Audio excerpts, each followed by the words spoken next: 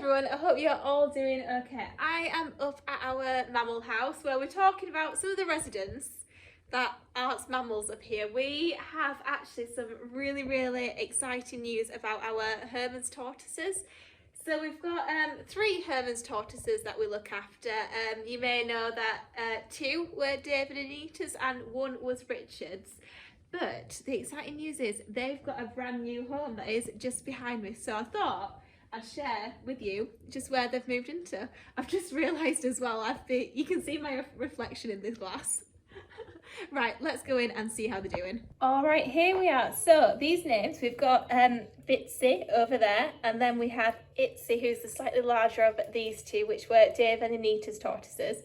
And then Daisy is just poking her head out from over there. So they've only been in here less than a day actually, because they moved in earlier today.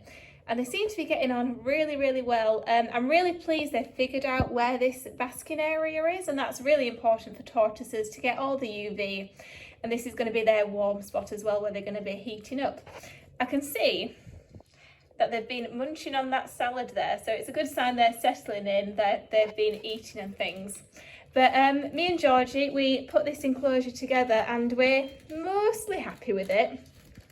We've got quite a lot of rocks, lots of places for them to hide and things, and I think they like it so far. They seem to like this little pathway as well. It just helps to keep their food clean and off the soil, as well as like having water not splash on the soil as well for them. So we're nearly finished with this enclosure. There's a few things we've got to add which might come in the future as a little bit of a surprise, so I won't say too much about that, but I'm really pleased to share with you all that these tortoises are doing absolutely fantastically. Alright, so I hope you enjoyed seeing the tortoises in their brand new enclosure today. They certainly seem to be enjoying it. They've been exploring all over, and I'm sure they're going to be through the night just running around making tracks in this soil down here.